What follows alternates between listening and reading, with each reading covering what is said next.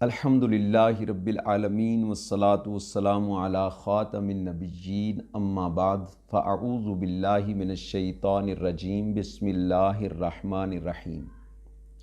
سلسلہ آیات یا ایہا الذین آمنوا میں یہ پہلا درس قرآن ہے اور سورہ بقرہ کی آیت نمبر 104 سے انشاءاللہ عز و جل ہم یہ درس قرآن سنیں گے۔ اللہ رب العزت نے ارشاد فرمایا،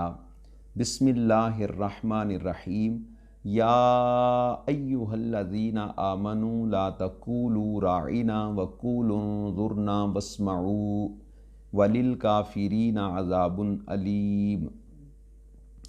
اے ایمان والو، راعنا نہ کہو اور یوں عرض کرو کہ حضور ہم پر نظر رکھیں اور پہلے ہی سے بغور سنو، اور کافروں کے لیے دردناک عذاب ہے۔ تفسیر قرطبی اور تفسیر کبیر تفسیر صراط الجنان میں اس آیت مبارکہ کا شان نزول یوں بیان کیا گیا ہے کہ جب تاجدار انبیاء محبوب کبریا احمد مجتبی محمد مصطفیٰ صلی اللہ علیہ وآلہ وسلم صحابہ کرام کو تعلیم و تلقین فرماتے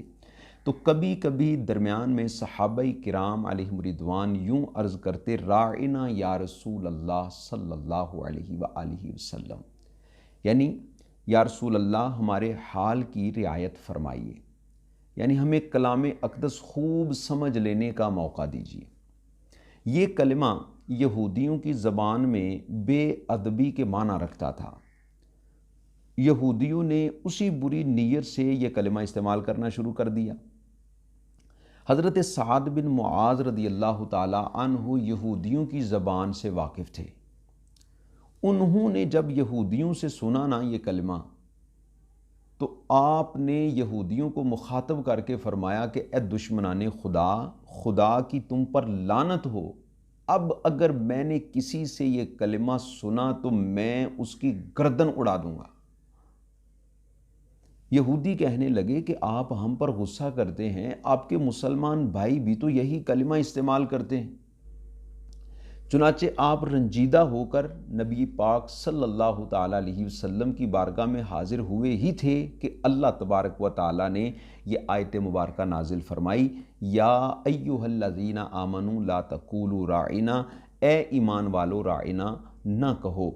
تو اس آیت مبارکہ کے ساتھ لفظ راعنا کہنے کی ممانعت فرما دی گئی، اور اس معنی کا دوسرا لفظ انظرنا یعنی حضور ہم پر نظر رکھیں یہ کہنے کا اللہ رب العزت نے حکم ارشاد فرمایا۔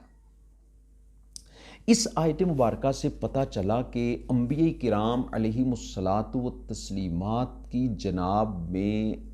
ادب و احترام کو ملحوظ خاطر رکھنا ہر مسلمان پر فرض ہے، اور ایسا لفظ جس میں بے ادبی کی جھلک بھی نظر آتی ہو، یعنی کہ جس کے اچھے برے دونوں معنی ہوں اور استعمال کرنے میں جو برے معنی ہیں ان کی طرف ذہن بھی جاتا ہو، تو وہ استعمال کرنا اللہ اور اللہ تعالیٰ کے محبوب علیہ الصلاۃ والسلام کے لیے ممنوع ہے۔ اور مزید یہ بھی پتہ چلا اس آیت مبارکہ سے کہ اللہ تبارک و تعالیٰ بذات خود اپنے محبوب علیہ الصلاۃ والسلام کے دربار کے آداب سکھاتا ہے۔ آپ غور کریں کہ قرآن پاک میں یہ وہ پہلی آیت مبارکہ ہے سورہ بقرہ میں جس میں اللہ تبارک و تعالیٰ نے ایمان والوں کو مخاطب کیا، ایمان والوں کو مخاطب کر کے دوسرے احکام شرعی سے پہلے اپنے محبوب علیہ الصلاۃ والسلام کے آداب بیان فرمائے۔ اور اس آیت مبارکہ کا جو موضوع ہے نبی پاک علیہ الصلاۃ والسلام کا ادب و احترام کرنا، اور ادب کے بغیر کوئی عمل اللہ تعالیٰ کی بارگاہ میں قبول نہیں، اس کے بغیر بندہ کبھی بھی اللہ تعالیٰ کی رضا نہیں حاصل کر سکتا۔ اللہ تبارک و تعالیٰ نے مزید آگے ارشاد فرمایا، واسمعوا، اور غور سے سنو، یعنی نبی رحمت شفیع امت صلی اللہ تعالیٰ علیہ وآلہ وسلم جب کلام فرما رہے ہوں تو ہمتاً گوش ہو جاؤ، توجہ کے ساتھ سنو،